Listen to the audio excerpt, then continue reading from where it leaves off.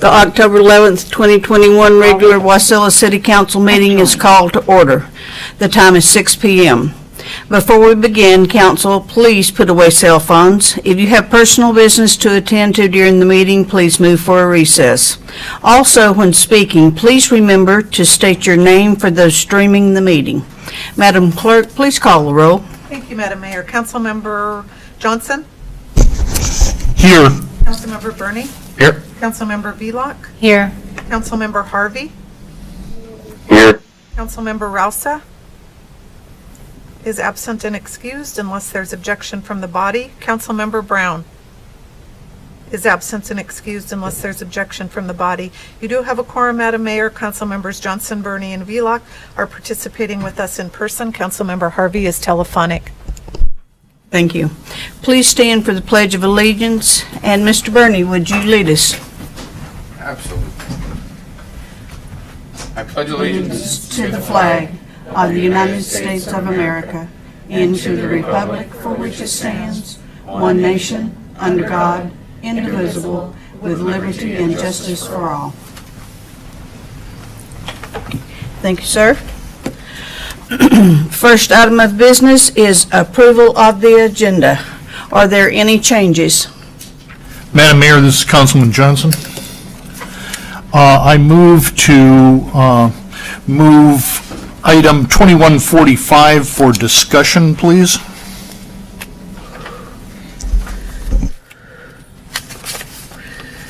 Okay. Item 2145 will be moved to new business. Is there any more changes?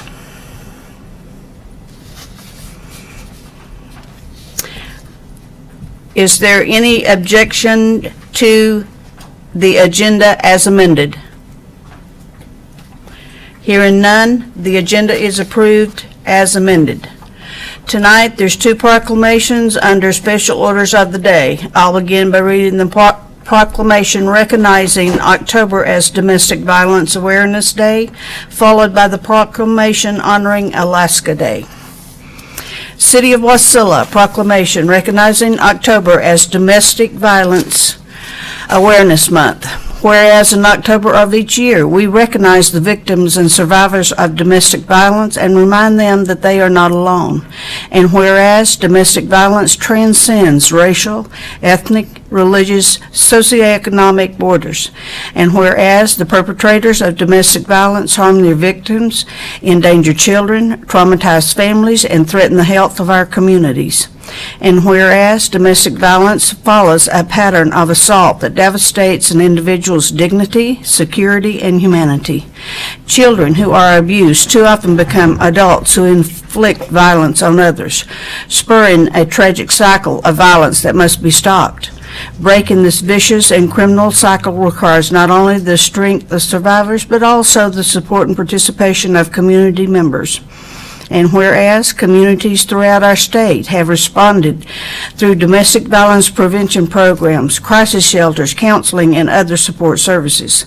Alaska's hospitals, clinics, and healthcare facilities also provide crucial services for victims seeking aid for injuries and associated medical problems. And whereas it is often said that the family is the nucleus of civilization, Domestic Violence Awareness Month is a time to reflect on the responsibilities of communities and citizens to build healthy, thriving families free from threat of violence. Now, therefore, I, Glenda D. Ledford, Mayor of the City of Wasilla, hereby proclaim October 2021 as Domestic Violence Awareness Month in Wasilla and encourage our citizens to join together to promote healthy relationships and send a clear message that violence will not be tolerated.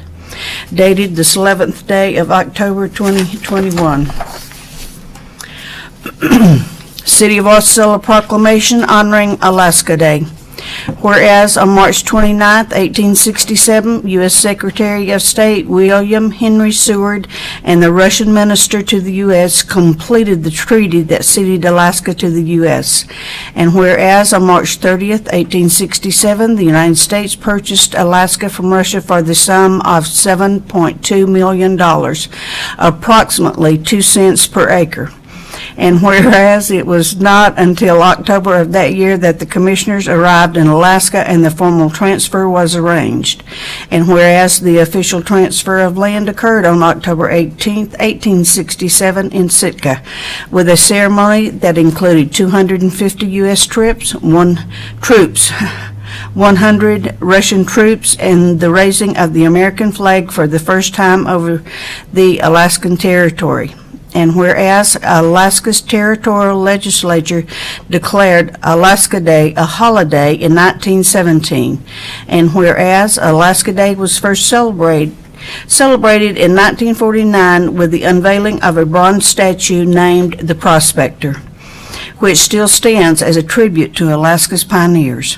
And whereas this important moment in our state's history laid the foundation for Alaska's advancement as an official portion of the United States of America, which did not formally occur for another 92 years, with Alaska gaining statehood January 3, 1959. And whereas October 18, 2021 marks the 154th anniversary of the formal transfer of Alaska from the Russian Empire to the United States of America. Now, therefore, I, Glenda D. Ledford, Mayor of the City of Wasilla, do hereby proclaim October 18, 2021 as Alaska Day in Wasilla, and ask all to join me in commemorating the date Alaska joined the United States, dated the 11th day of October 2021. And Commission and Agencies report. We will start with Wasilla High representative.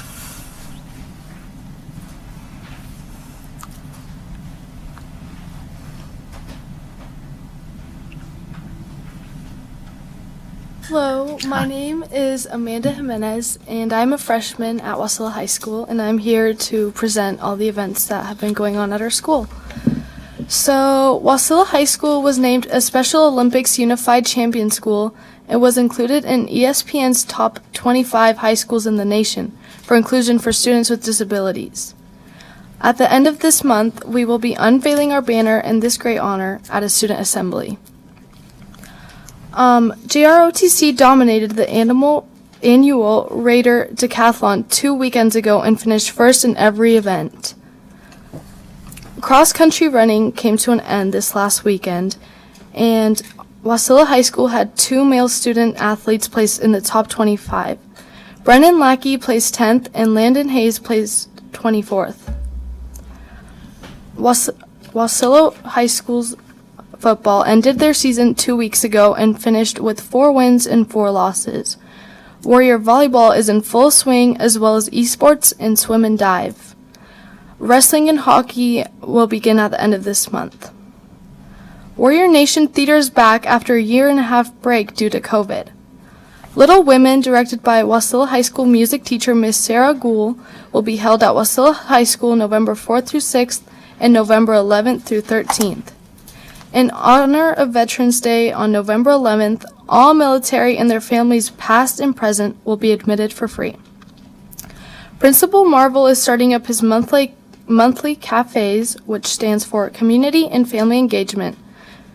So this Wednesday, October 13th, from 8 to 8:30 a.m. at Wasilla High School, Principal Marvel invites any community or family members into the school to learn about all the great things going on at Warrior Nation. We will buy the coffee. Additionally, for those who cannot make it in person, Principal Marvel has set up an online Zoom option for Thursday, October 14th from 6 to 6:30 p.m.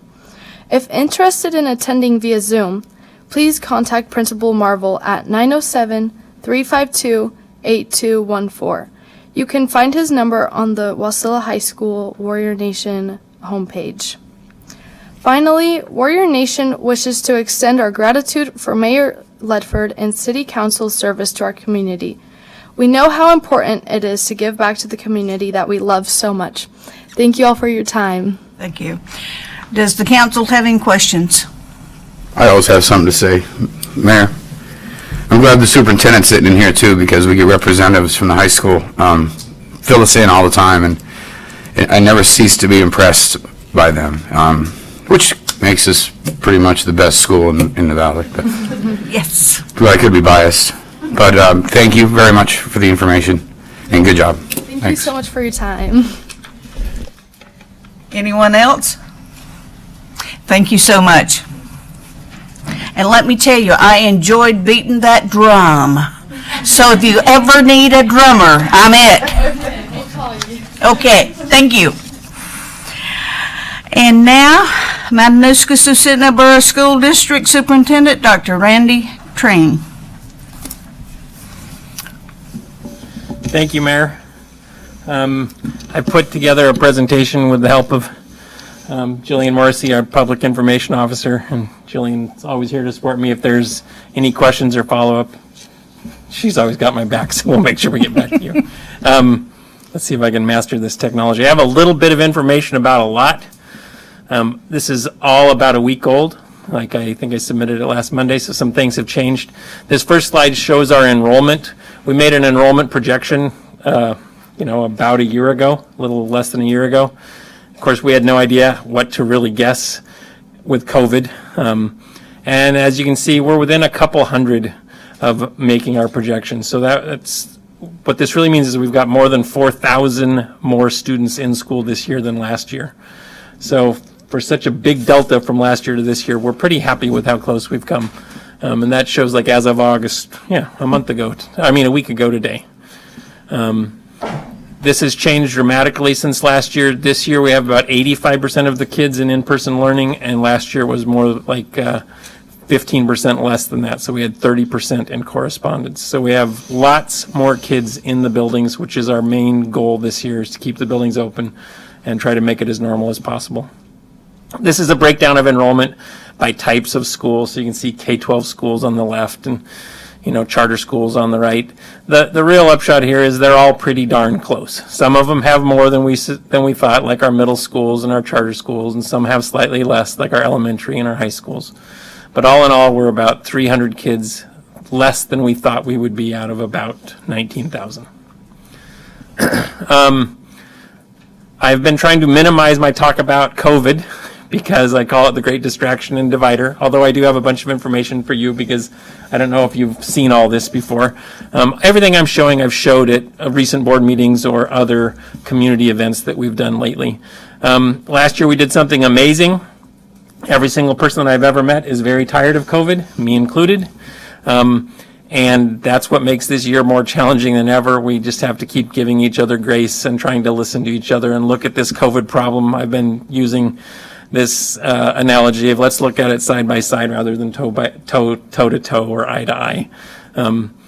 There's mask debates and we could go on, and there's vaccine debates and we could go on, but the one thing that everybody agrees on is that it's best to have kids in school. So that's the shared goal that we all have, is to try to keep as many kids as possible in school. The stuff on the right is far too small to see. This is a snapshot from our COVID dashboard. The really important part of this is that URL.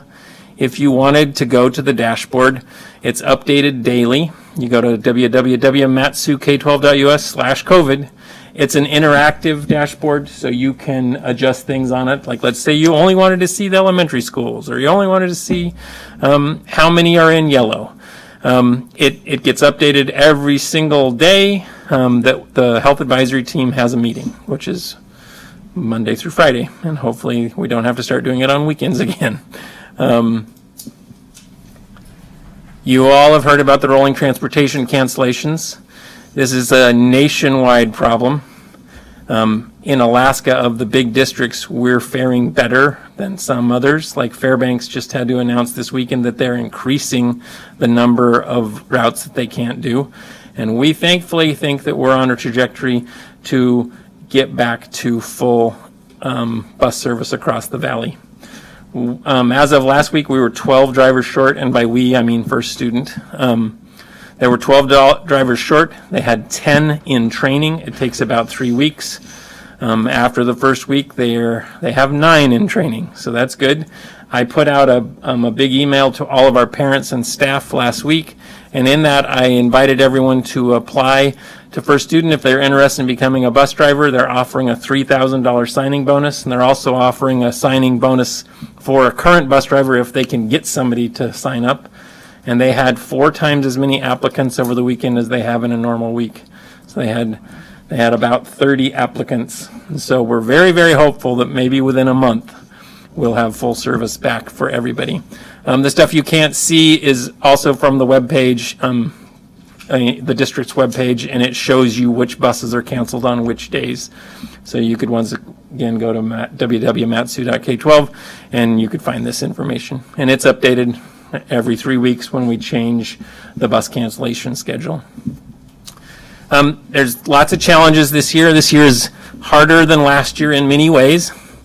The red lines show you the absentee rate for the entire district for this year, and the blue lines are the absentee rate for the entire district for last year. You can see something's really, really different this year than last year.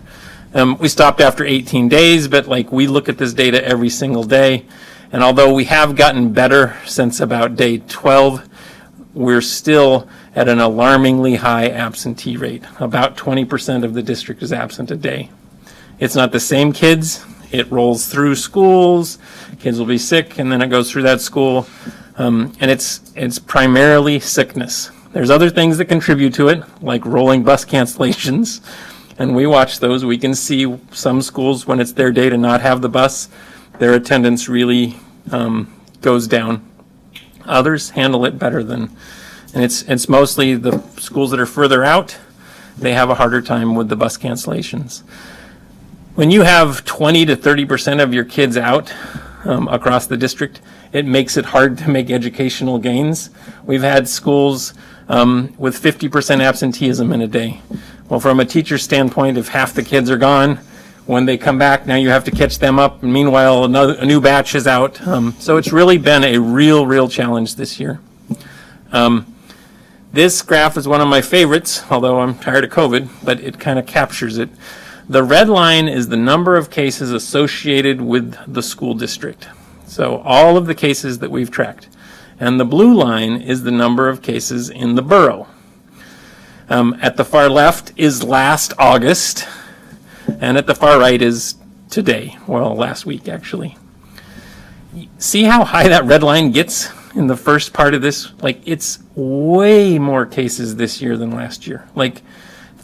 Our 2 highest peaks last year were 99 cases in a day. Our highest this year was over 300. We've been over 200 cases a day for the last 5 weeks. You can see that it's on a steady downward slope right there, our red line. It did go up again last week. That's not reflected because this is last Monday's data, not today's data. It's fairly typical for the blue line to lag behind the red line. We get the data faster than they can publish it at the borough level. So when our red line started going up, I was like, okay, the borough needs to watch out. They're going to have, and my prediction was 1,400 cases in a week, and they hit 1,500.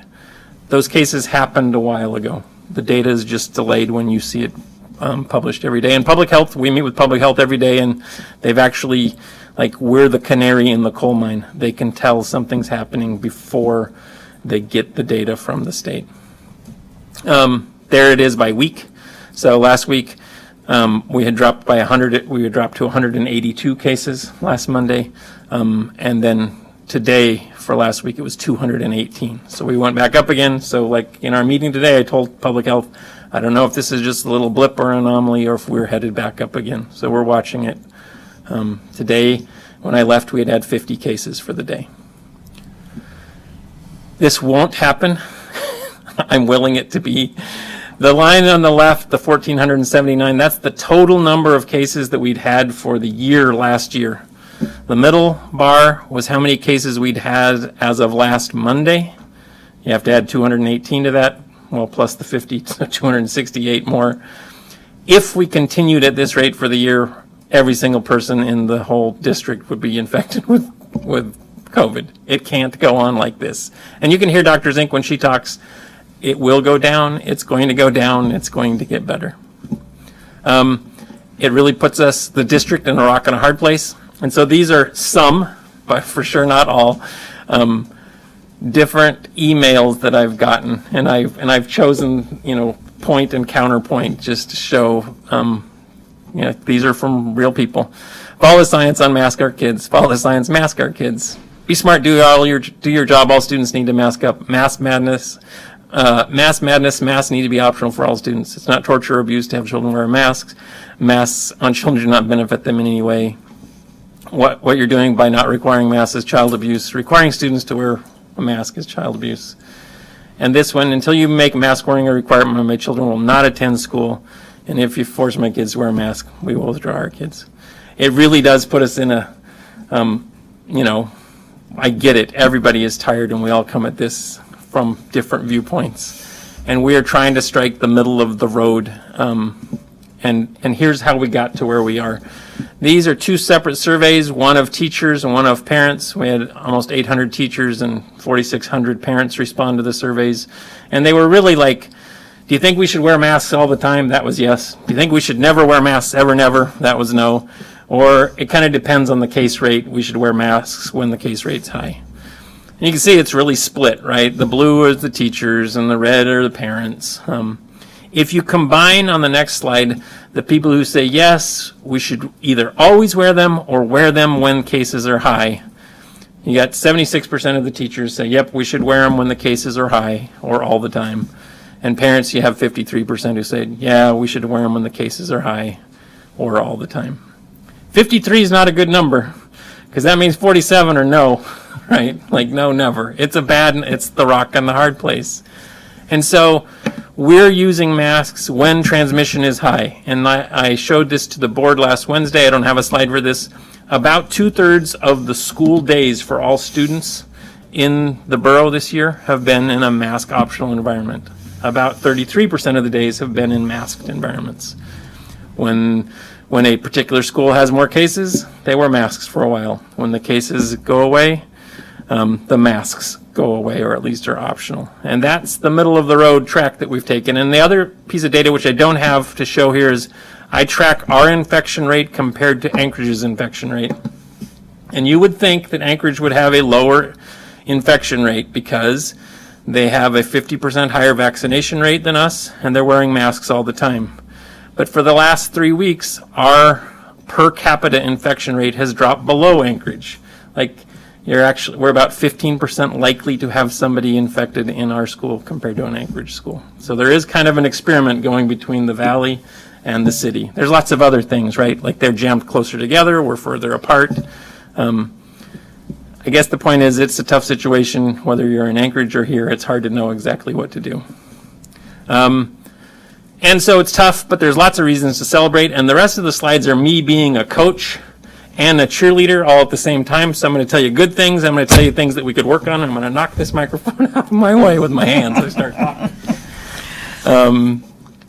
Career technical education is super duper important. This shows what happens to the graduation rate for students who are in career technical education classes if they're a concentrator, which means that they take 2 courses in series. So like say 2 welding courses.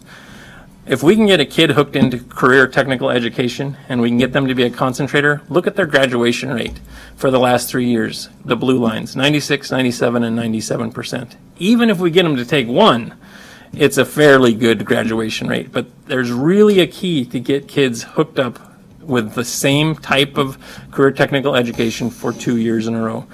We're pretty good at this here. This is 5 years worth of data going back to fiscal year 18.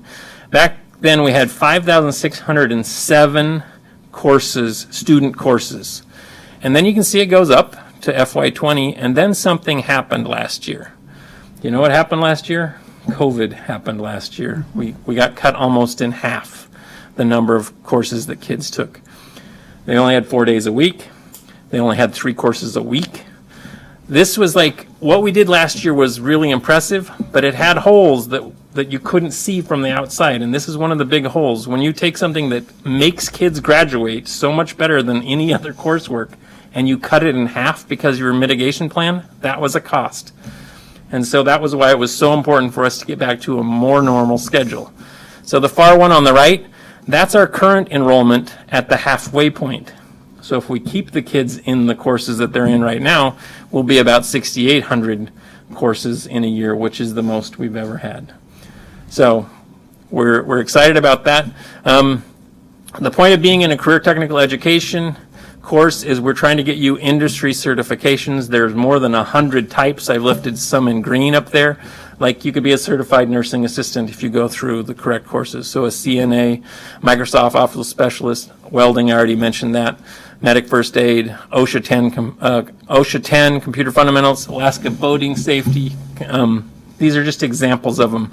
And you can see that over the last 3 years, prior to last year, the number of certifications that kids have walked out the door with has gone up from about 1,100 up to closer to 1,700 a year. So that's important stuff with CTE. This is supposed to, it looks like it's going to work. It's kind of like, I'm going to show the question and then the answer. We'll see if this works. Well, partly worked. What percentage of U students take calculus? It's 16%. What percentage of U students take at least one advanced placement exam? It's about 40%, almost 40% of all students in the country. And what percentage of U.S. students earn a 3? And a 3 is a 3, 4, or 5 on a test where they have earned a qualifying score and they get college credit at 95, 98% of all the universities in the country. So nationally, it's almost a quarter of all kids get that. So the next set of questions is, oh yeah, well how about Matsu? So think about what you think we might be, and then think in your head what you might want us to be. So in Matsu, it's only 2% of our students take calculus. So 1/8 of the national average. And only about 6% of our students take an AP exam. So between 1/6 and 1/7 of average. And what percentage earn a 3 or higher? 3%, 1/8 of national average. So remember I said I get to be a coach and a cheerleader? I was being a very good cheerleader about CTE. We're killing it. And we need to get better at this. And we are. Last one. This one's really concerning. So, we have a certain amount of our students that go to the University of Alaska system, like UAA or UAF or UAS. And for 10 years, the average is more than 60% of them have had to take high school remedial coursework in writing and math once they get there. Like, I can be a great cheerleader, but I'm also going to be a good coach. We have to get better at this. Like, that's not okay. So here's an example of us getting better in AP. Last year is the blue lines, and these are by school, and this year is the red line. And you can see that every single one of our high schools has dramatically increased the number of kids that they have enrolled in their AP courses. Like, we did that on purpose because, we worked with our staff. We showed them, like, look, we're way behind the national average, and we don't want to be average. We want to be better than average. And so we don't get there by doing it little teeny bits at a time. You can't say, let's get better by 5% at that rate. Well, I'll be dead before we got to average. So it's like we need to double it every year for several years running to get to average, and then we can get better than average. And first year has gone by. The one on the right, you can see last year we gave 965 AP exams, or had them enrolled, and this year we have 2,054. So a huge increase in just 1 year, and that's a testament to all the staff at all of our schools who've worked to get kids in these courses. And think about, I was showing you those CTE courses are over 6,000, 6,500. So even with this huge increase, we only have, our AP is up to about 1/3 of what our career technical education is. This is cheerleader and coach. The blue line is Matsu, and the red line is the state. And this is on the state's English language art peaks test. So when you look at it from a long ways away, you can say, look at that. Matsu is beating the state at every single grade level. That's great. We get to be a cheerleader. And then you could also look at it and say, man, most of those lines are hovering, the blue lines are hovering between 40 and 50% of the kids are passing that exam, we can do better, right? Like, we are better than the state. There's just no doubt. And we have room to grow. Same graph except for math. It's the same exact answer. Blue line is always higher than the red line. But we can definitely do better in math. It is a very hard test. Nationally, it's supposedly the second hardest of all the states. Like, they've made it incredibly hard. They're changing it this year, so who knows what it'll be like this spring. So there's good and bad in these. Same thing here. The blue line is Mat-Su. The red line is state, and all the other colored lines are the other big 5 districts. The group of graphs on the left is English language arts, and the one on the right is math. And you can look at this and be a cheerleader and say, look at Mat-Su is doing better than all the state and the big 5. So that's fantastic. That's good work. Once again, we can do better because our blue line is only at 50%, so that means 50% can do better. This one is me being more of a coach and less of a cheerleader. The blue line is how each of the districts is doing in 3rd grade and then how they do in 9th grade, and this happens to be English language arts. So you can see that our blue line, we're the column on the left, we start out doing really well in 3rd grade, and then by the time they get to be 9th graders, they are not doing as well. The state stays about the same from 3rd grade to 9th grade. Anchorage gets a little worse. Fairbanks gets a little better. Kenai stays about the same. And Juneau gets incredibly better. That's what we'd rather see, right? We want us to get better as the kids get older, not get worse as the kids get older. So it's true that our blue line is higher than everybody's, and our red line is at least middle of the pack. But we're losing ground. We start out with a lead, and we lose it. So we need to fix that. It's the exact same picture in math. From 3rd grade to 9th grade, we start out with a bigger lead, and we lose more ground. We're working on this one specifically because I saw this as a huge area for growth. We've adopted a new math curriculum. This is one of the things that we've managed to keep through this weird COVID. We've kept a really aggressive professional development for math, particularly in our K-8 teachers. We just heard today that we had 11 schools or 14 schools. I can't remember, something like that had a week-long professional development last week, and they said the feedback was just like, this is one of the best things that we've ever had as far as PD. So we're working on this one. This is the rock we're trying to move. You can't just look at any one thing, so I have this slide and one more. We use multiple metrics to see how we're doing. If you had looked at this is graduation rate. If you had looked at this slide 8 years ago, Mat-Su would have been by far the lowest of the big 5 in the state. We were about a 72% graduation rate, if I remember correctly. Maybe it was even lower than that, 70% graduation rate. They've done a whole lot of work to get our graduation rate to be the highest of the big 5, up to 85.74, and our current goal is that's not good enough. We're trying to add 2% a year for the next 5 years to make it 95%. Some things we're working on. I'll go quickly, there's too much here. 4C's implementation is a course that we have that's super important this year for kids to stay caught up on their schoolwork when you think about us having a quarter of our kids absent a day in high schools. Like, they have to have a way to catch up. I already talked about how we've doubled our AP participation. I talked about math, how we're trying to fix that drop-off. And the goal there is to have 50% of our 8th graders in Algebra 1 and 50% of beyond it by 2023. We had a big PD scheduled called Teacher Clarity throughout the year. We've put it on hold for the first semester because of COVID. Each day we have about 50 substitutes that go unfilled. And for that professional development, we'd be pulling out 50 teachers during different weeks. There's no way we can be 50 teachers short and then pull an additional 50 out. So we've scrapped that one for at least until after the new year. Grade schools are investigating themes. This one has also been put on hold.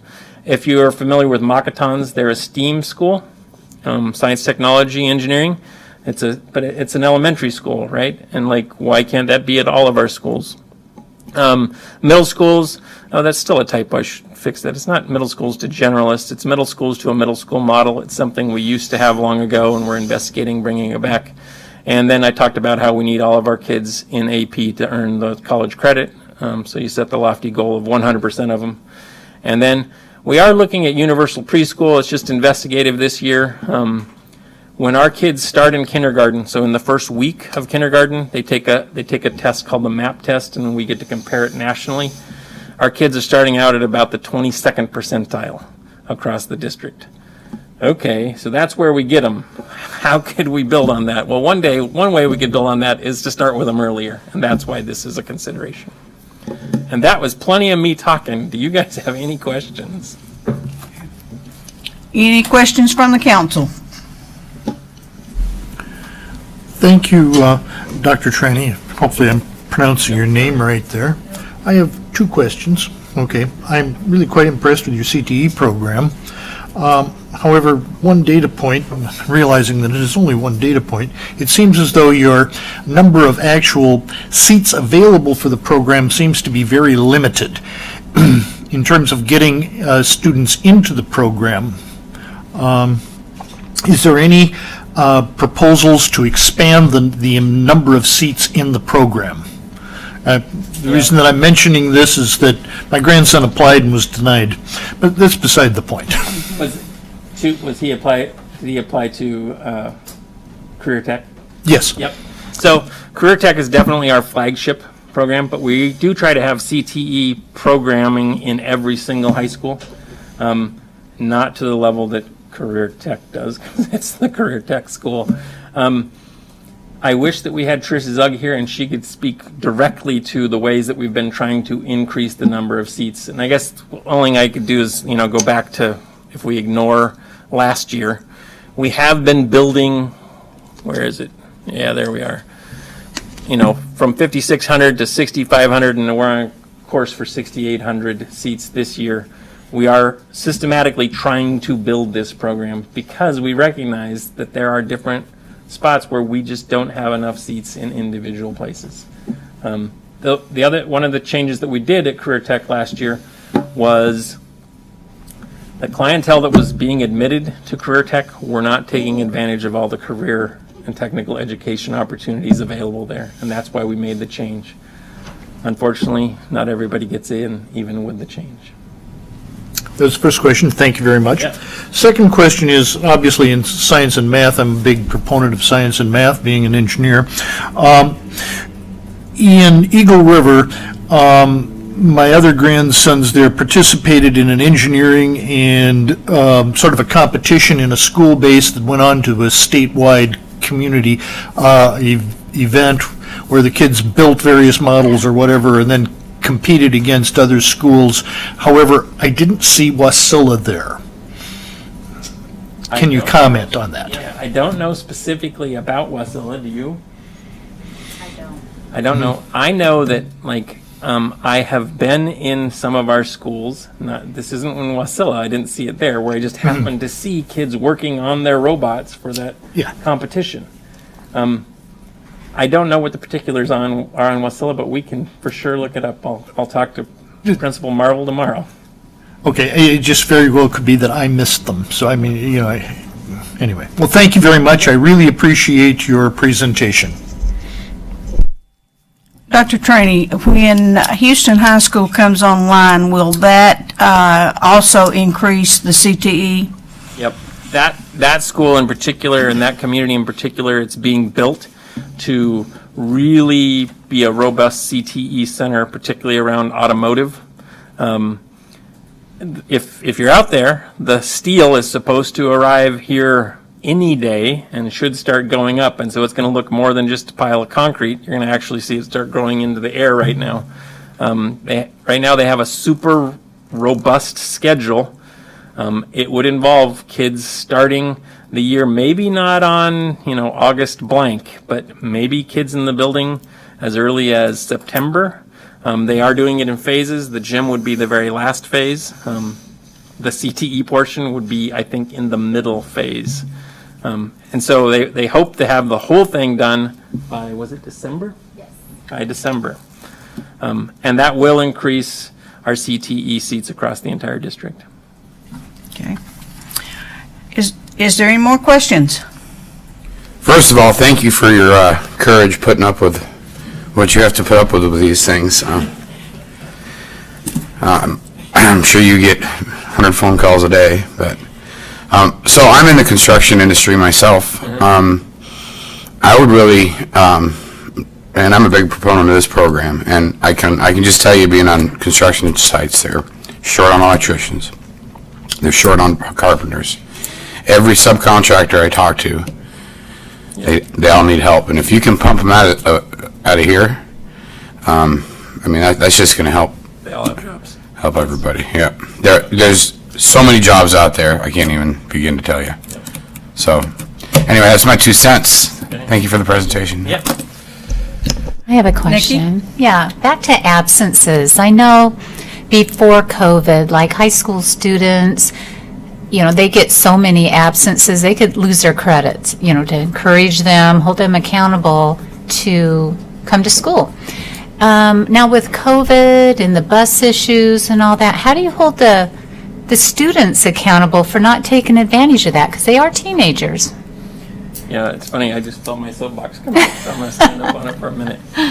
It's not only holding the students accountable, I think it's holding the adults accountable. And I'm going to speak in huge, big generalities. Like, see, I'm getting worked up. My hands are moving.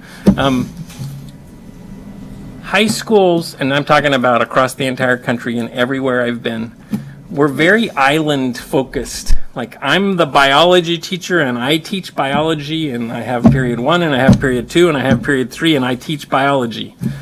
And this system has been going around since we were all in school. The problem with that system is nobody particularly owns the kid. Like in elementary school, somebody owns the kid. It's your teacher. Right? And they're with you every single day, all day long, and they know that you've been missing school or whatever, and then they take it on as their mission.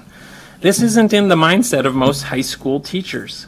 We just don't operate that way. So this has been a problem since before COVID, because we had a graduation rate of 70%, and now it's up to 85%, which is great, but that still means 15% of the kids are not graduating because they don't come to school on time and they don't get their work done, and nobody particularly owns the problem until they're seniors, and this has been going on for a long time at Matsu.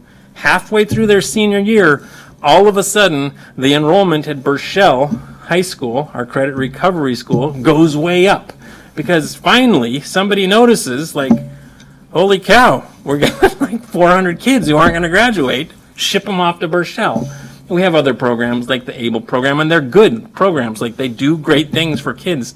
The problem is the adults didn't intervene 3 weeks into your freshman year when, and I'm going to pick on boys, when the freshman boy hadn't handed anything in yet, right? Or had been skipping every 2 days a week. They aren't coming. So that's the whole point of the 4 C's.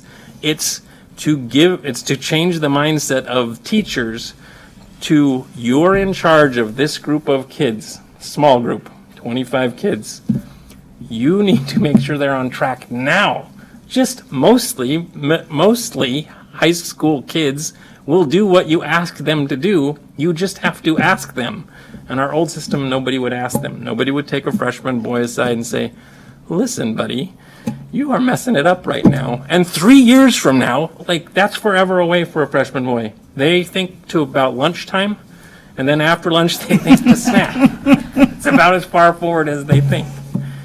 And so you hold the kids accountable mostly by just having a mentor who's there, whispering in their ear, what are you doing, Randy? You're failing right now. This isn't okay. So that's the big change that we're trying to make. Absences make a difference with COVID? You got 10 absences so far this semester. Yeah, absences are hard. There's no...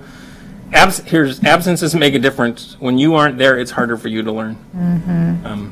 That one's that's the natural consequence of being absent. With COVID, there are so many things where, my brother got COVID, and now I'm a close contact, and public health, and this is a hard one. It's public health who does quarantines. It's not the school district. Public health says, okay, you're quarantined until your brother's done with COVID, and then your quarantine starts, and now you've just missed 20 days of school.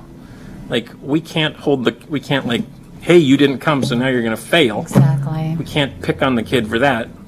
You weren't here for 20 days, so you did miss an awful lot.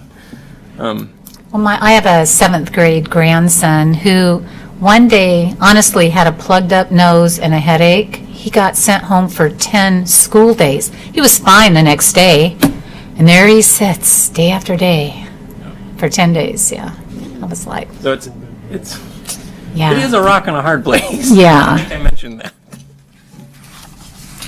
Okay, is there any other questions for Dr. Trainee? Hearing none, Dr. Trainee, thank you so much. We appreciate you coming and giving us a report. And now we are on to public participation. There is one public hearing this evening. Madam Clerk, please read the title of the ordinance. Will do, Madam Mayor. I just want to state for the record, Councilmember Rouse, are you online? Oh, I forgot it. Yes, ma'am, I am. That's the downside of faithfully attending council meetings is I'm apparently not very good at connecting telephonically. I have been listening, though, to the entire meeting otherwise. So when I realized I wasn't able to connect, I got online and just listened through the public path. And I want to say that was a really great presentation. I really appreciate the information coming from the school district. Thank you. You bet. And I heard you come online at 6:41 p.m.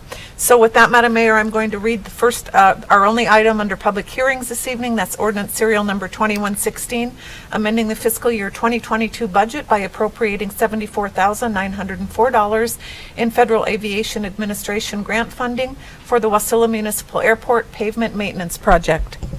Thank you. The public hearing on ordinance serial number 2116 is open. Anyone who would like to testify, please come forward and begin by stating your first and last name. Comments are limited to 3 minutes. Seeing no one and hearing no one, the public hearing is closed. Is there a motion to adopt ordinance serial number 2116? I'd like to make a motion to move 2116. Is there a second? second that. It's been moved by Councilmember Burney and seconded by Councilmember Velock to adopt ordinance serial number 2116. Is there discussion? Hearing none, Madam Clerk, please take a roll call vote on adoption of ordinance serial number 2116. Thank you, Madam Mayor. Councilmember Rouse, how do you vote? Yes. Councilmember Johnson? Yes. Councilmember Burney? Yes. Councilmember Velock? Yes. And Councilmember Harvey. Yes. Motion to adopt ordinance serial number 2116 passes with council members Rouse, Johnson, Burney, Velock, and Harvey in support. Councilmember Brown is absent. Okay, thank you. We are on to persons to be heard. 3 minutes per person. Do we have a sign up? Janice Pritchard.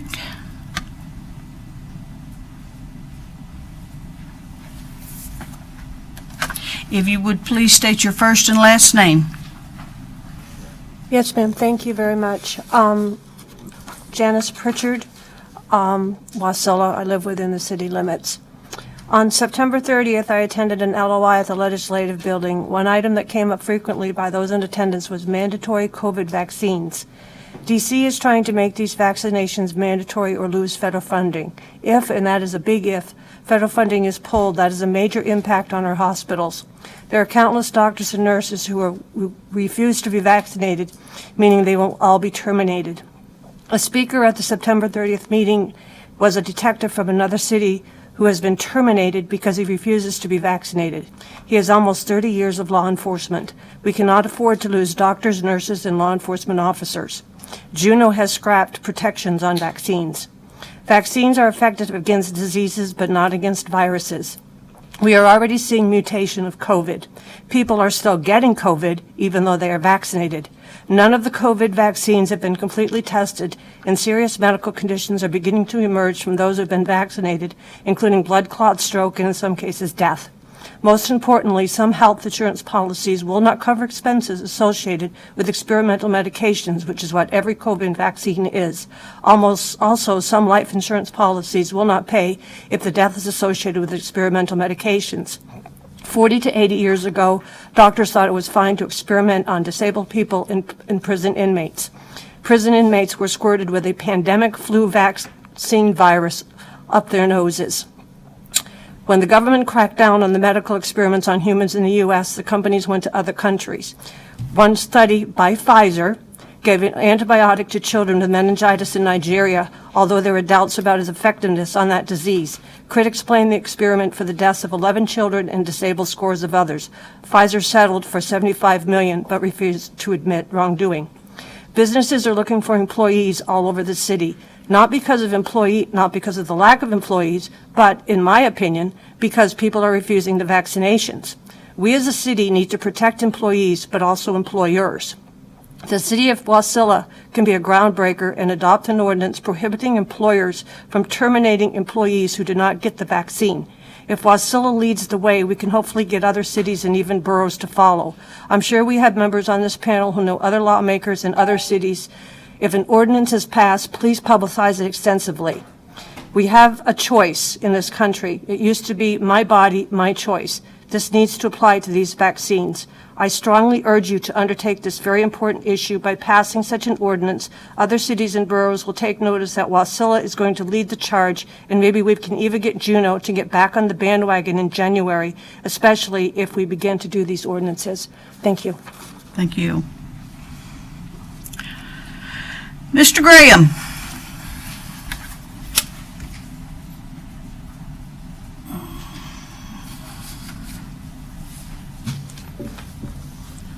Thank you, Madam Mayor, members of the council. My name is Stu Graham. I'm a resident of the city, proud resident, and always glad to serve. I noticed Councilman Johnson put AM 2145 on the under new business, which was good because there are some questions there on that. One of the questions that I have is, it talks about being able to go to a local dealer and purchase a car off the lot. But local is not defined. Does local mean Wasilla? Does local mean anywhere on the road system? Does local mean anybody that will ship us a vehicle? What does local mean? And I think that's an interesting question that should be answered. Also, I have a concern that tomorrow there is a meeting of the Planning Commission, Wasilla Planning Commission. There has been a vacant seat on the Planning Commission for many months. So now, instead of a planning commission of 5, we have a planning commission of 4. The city council was very specific in specifying that there be 5 people on that planning commission.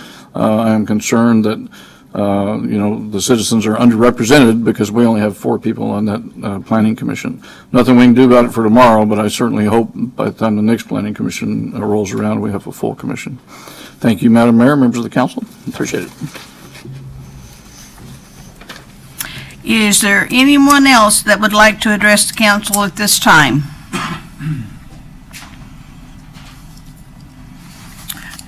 Seeing none, we will close persons to be heard. Consent agenda. Madam Clerk. Thank you, Madam Mayor. I'll read the items under our consent agenda this evening. First, we have for approval are the regular meeting minutes of September 27th, 2021. We have 2 introductions with the recommended public hearing date of October 25th, 2021. The first is ordinance serial number 2117, amending the fiscal year 2022 budget by appropriating coronavirus local fiscal recovery funds in the amount of $2,616,209 for the city's water and sewer enterprise funds. Second, ordinance serial number 2118, amending Wasilla Municipal Code 5.32060B within council approval to expand ordinance approval requirements to apply to all disposals of city-owned land and repealing Wasilla Municipal Code 532.050 public notice to remove redundant publication requirements.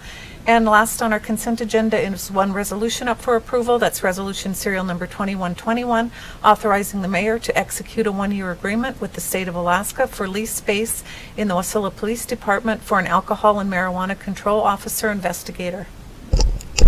Thank you, Madam Clerk. Is there a motion to approve the consent agenda as read? Mayor, this is, Madam Mayor. Yes. Mr. Elsa. Thank you, Madam Mayor. Councilman Elsa, I move to approve the consent agenda. Okay. Is there a second? Councilman Johnson, seconds. Okay. It's been moved by Councilmember Rousseau and seconded by Councilmember Johnson to approve the consent agenda as read. Is there objection to the motion? Hearing none, the motion is approved. There is no unfinished business. New business, we have AM number 21-45. Madam Clerk, would you please read the title? Has joined. Madam Mayor, may we take the certification of the election, since that's first on the agenda? Yes. May we take that first? Yes, absolutely. Thank you. That would be then Resolution Serial Number 2122, certifying the results of the October 5th, 2021 regular election. Is there a motion to adopt resolution serial number 2122? Madam Mayor, Yep. Councilman Johnson will recommend the approval of 2122. There you go. I'll second that. It's been moved by Councilmember Johnson, seconded by Councilmember Burney to adopt resolution serial number 2122. Angela Long serves as chair of the Canvass Board. Ms. Long is on the phone to give a report on the canvassing process. Good evening, Mayor and Council. The election went as follows. We had 63 ballots cast in early in-person voting, and all 63 were counted. We had 77 ballots mailed for absentee by mail. Of those, 59 were returned, 58 were counted. We had one rejected because the voter failed to sign the voter certificate on the ballot envelope, as well as there was no witnessing affidavit. On the question voting, we had 35 ballots cast, 25 were counted, 10 were rejected because the voter was not registered to vote in the city at least 30 days prior to the election as required by code. And of the special needs voting, we had 4 ballots cast, and all 4 ballots were counted. We had no irregularities in the election that were reported or found during the Canvass Board. Okay. Thank you, Angela. Council, is there discussion or question for Mrs. Long or Madam Clerk? Madam Mayor, I'd just like to make a comment of how well our elections are run in this city, and keep up the good work, because it goes smooth. People have been there for years when we go to vote, and I don't know, in the 6 years I've been doing this, I don't think there's ever been an irregularity out of our elections. So anyway, thank you. Any other discussion? Hearing none, Madam Clerk, please take a roll call vote on adoption of resolution serial number 21-22. Thank you, Madam Mayor. Councilmember Johnson, how do you vote? Yes. Councilmember Burney? Yes. Councilmember Vlock? Yes. Councilmember Harvey? Yes. Councilmember Rousseau? Yes. Motion to adopt resolution serial number 2122 passes unanimously with Councilmembers Rousseau, Johnson, Burney, Vlock, and Harvey in support. Councilmember Brown is absent. Madam Clerk, please read the next item of business.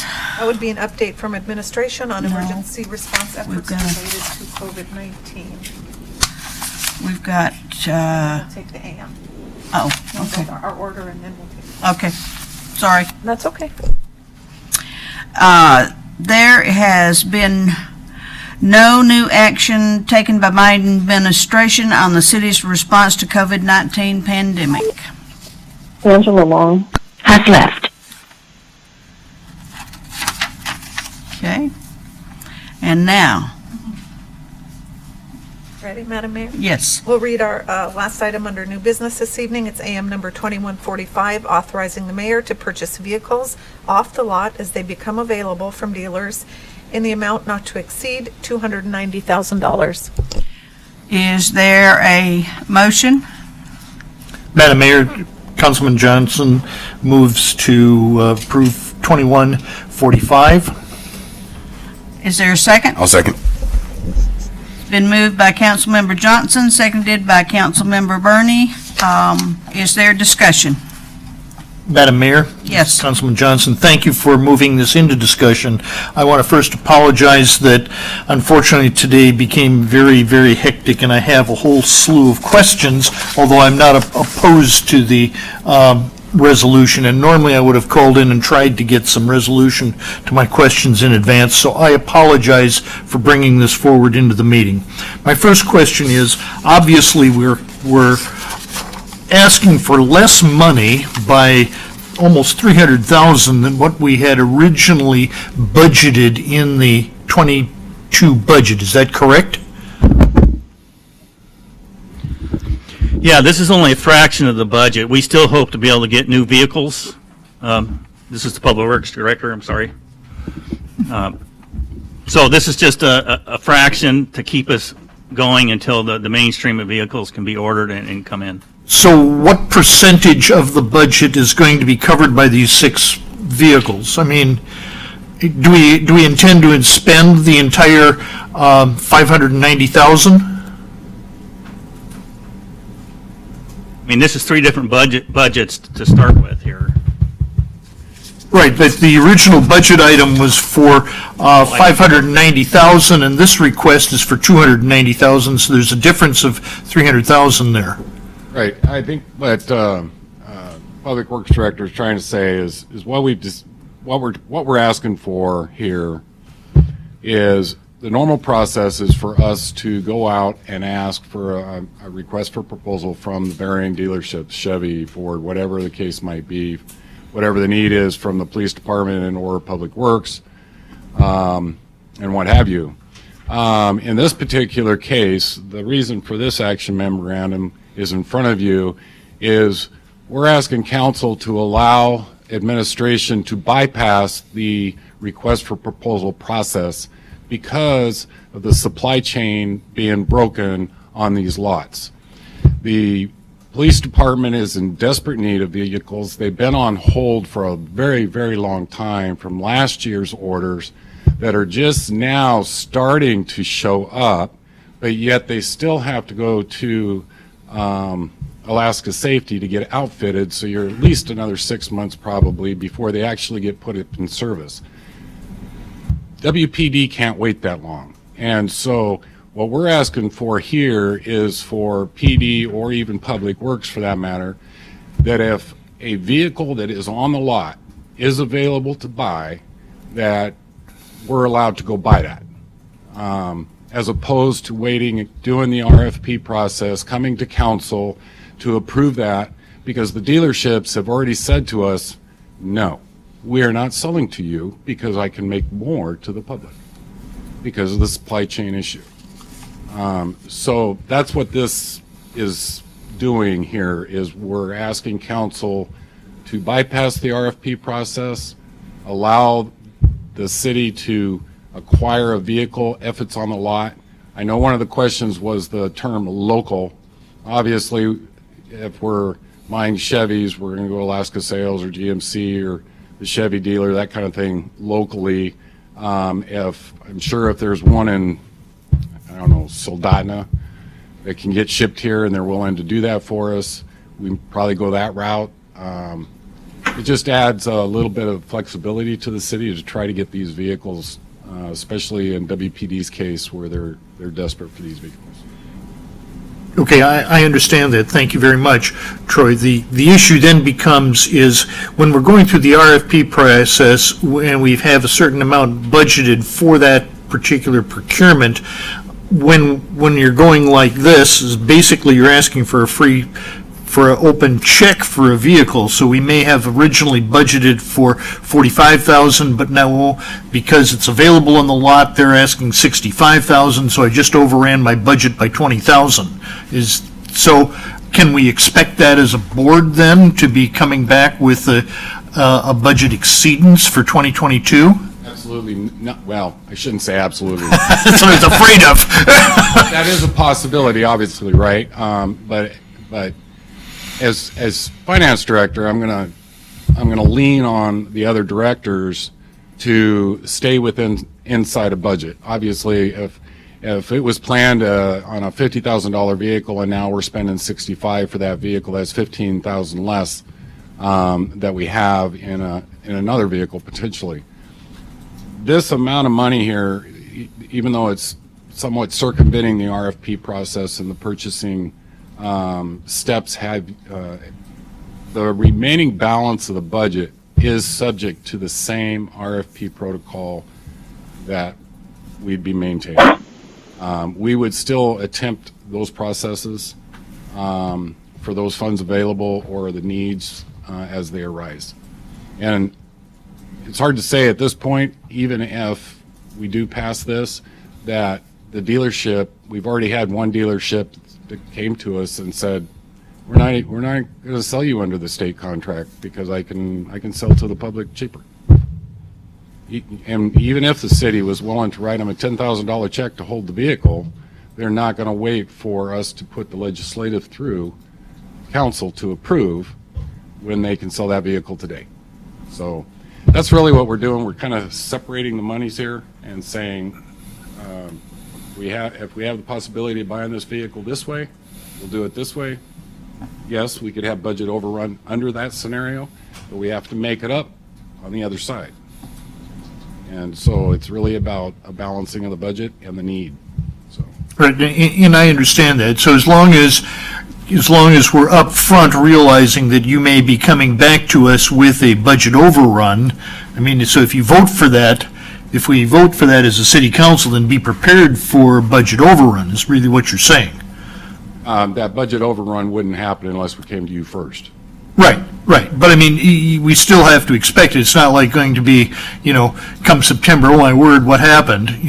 We did it. That's the first thing. Second thing is, as far as I was understanding, in purchasing vehicles, we had to go through the Alaska pool purchasing. Was that not my understanding, or is it? You're referring to the state contract? Yes. So we typically do that because we can save money through that state contract. They've already vetted it out through the vendors on the price with these certain parameters, if you will. And that's why we use the state contract. So, but there's no state implication if we circumvent their process and don't use their services? There's no implications from it. Okay. Mayor? Mr. Giddings? Yeah, that's always our first choice, and that's not even an option right now. Right. So we have no impact on them. We elect to use them when it's to our advantage, but we don't affect their contract.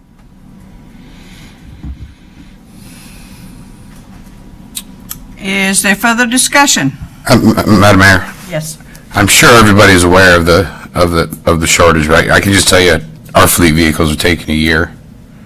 So we've already ordered our next batch of fleet vehicles, and we don't expect them to get them until this time next year. It's tough. Yeah, it's tough, and I don't know how the car dealers are even still. I mean, you see these lots. There's nothing. They're on empty. There's nothing on them. So, yeah, but I'm going to support it. Mayor? Yes, Mr. Elsa. Thank you. Councilman Rausa. So I see there's three budgets, like you had said, government, general government vehicles, public safety, public works, and there's different amount allocated to each. I guess my question is, are these amounts based on that state amount? So for a general government vehicle, we've got $40,000 budgeted. So is that to say that no more than $40,000 will be spent on that particular vehicle, or that collectively we're not spending more than $290 on 6 vehicles? So if one comes in under budget, can that spill over into another that might be a little over budget, etc.? And overall, could we expect that maybe only 5 vehicles could be purchased? With the amount, because there's just not enough money, and then before council approves an overrun on the budgeted amount. Through the mayor to Councilman Rausa, if I understand the question right, So when we put the budget together, WPD, for example, has got like $500,000 to buy new vehicles. When we do that, and we know that a vehicle, say, costs $40,000, we also have some idea that it takes another 20 to 30 to outfit the thing. So if we budget, say, 70,000 for as many vehicles as the chief might want to acquire in that year, then that's kind of what our benchmark is, or how we're setting the budget up. Now, when it comes time for the chief to go out there and look for those vehicles, and we find out, oh my gosh, you know, it's now $100,000 to not only buy that vehicle, but outfit it as well, then the chief's got to make a decision as far as how many vehicles he's going to be able to actually acquire.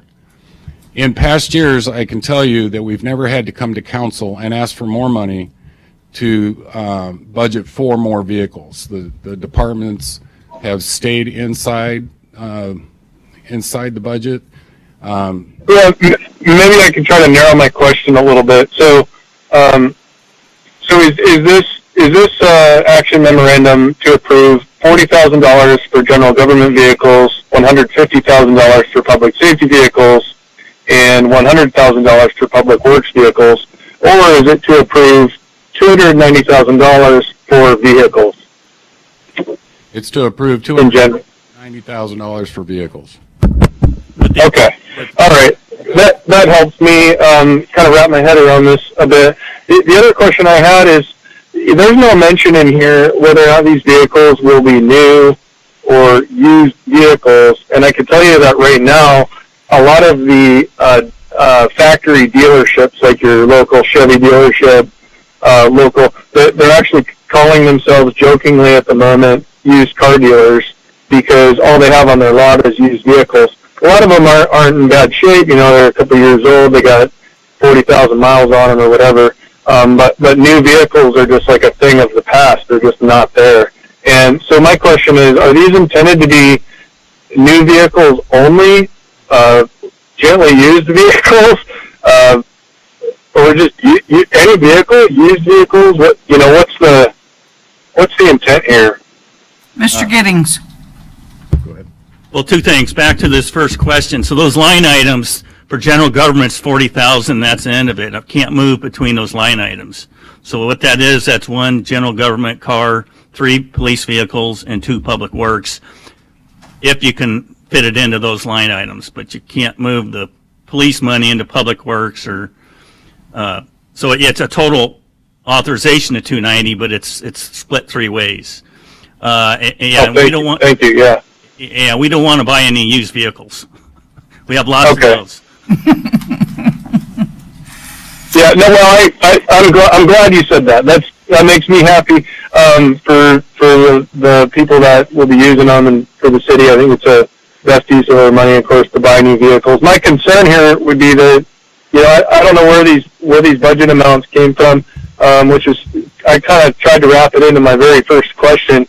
Do these amounts, you know, 40,000 for a general government vehicle, does that come from that state program that you were basing costs on, or is this coming more from, like, did somebody do some research on what these are selling for right now?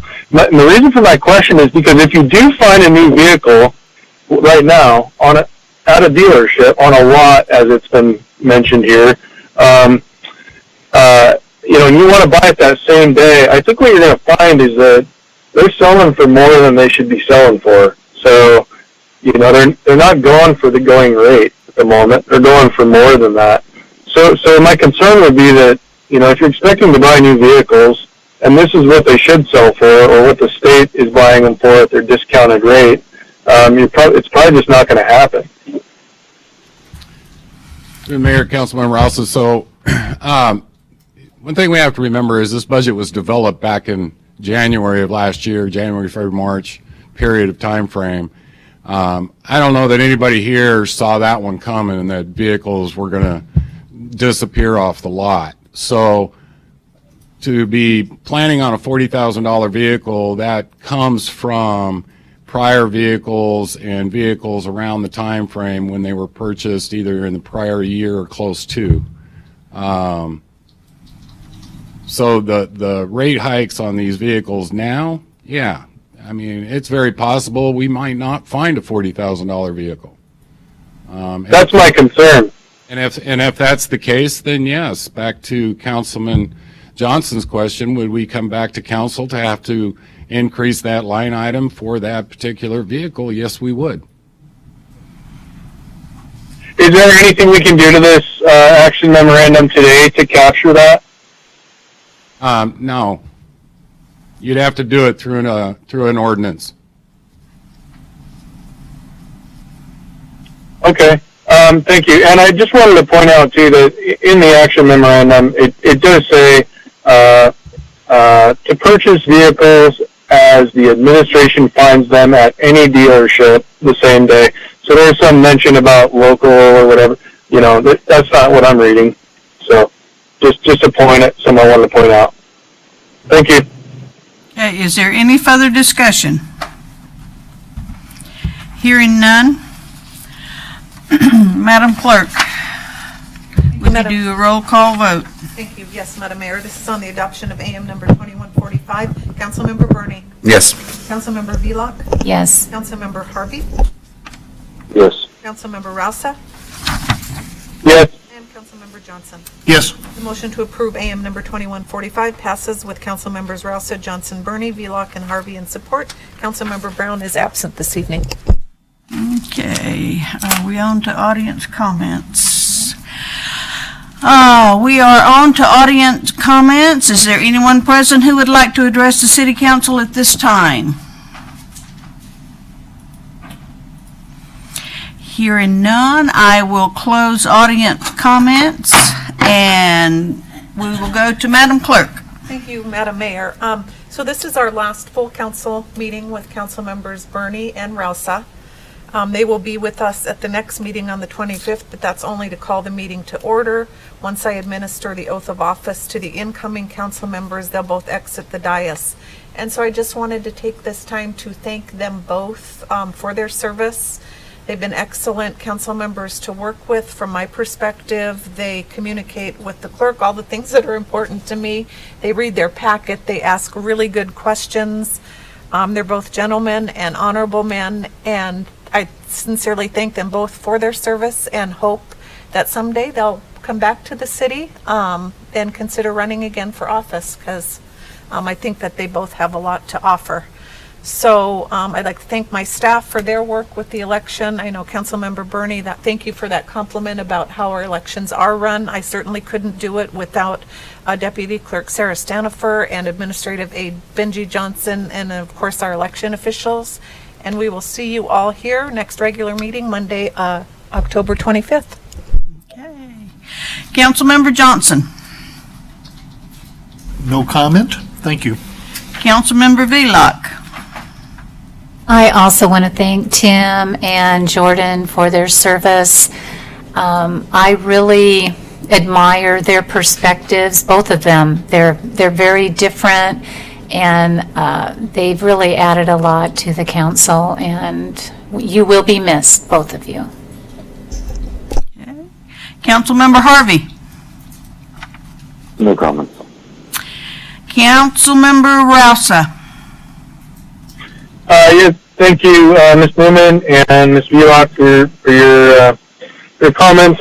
I've appreciated everybody in the room. Some people are like, yeah, right, but not really. I like hearing all the perspectives and getting different shaped eyebrows from people as we move through different items of discussion, and it's been a good experience overall. So yeah, it's been good, and appreciate everybody's patience and kindness, and specifically Ms. Newman has been excellent to work with. Mr. Graham pointed out this evening that there's a vacancy on the Planning Commission, which is something I've been interested in a long time. So who knows? Maybe I'll be somewhere in the building sometime in the future. But Thanks again, and I'll see you on the 25th. Hey, Councilmember Burney. I'm not going to have any comments tonight, except to say that I'm going to see you in a year. That's, but I don't want to get all emotional, so. Okay. Councilmember Burney, I have served with you in one capacity or another for 6 years, and it has definitely been a pleasure. You have brought a perspective to the table. You're always well-versed in what we are talking about and what's best for the city.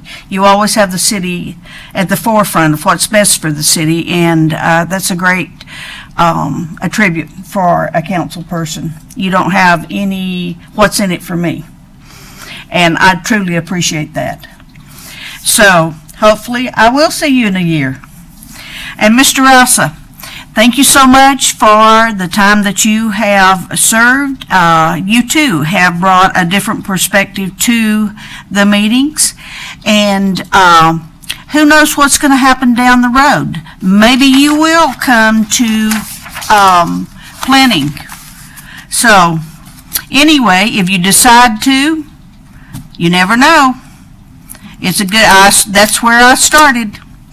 So thank you so much for your time that you put in, for your service, and for always being for what's best for the city, because that's what our job is to do what is best for the city and not have personal agendas at the forefront.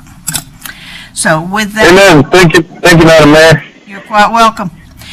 So with that, with no further business to come before us, we are adjourned at 7:21.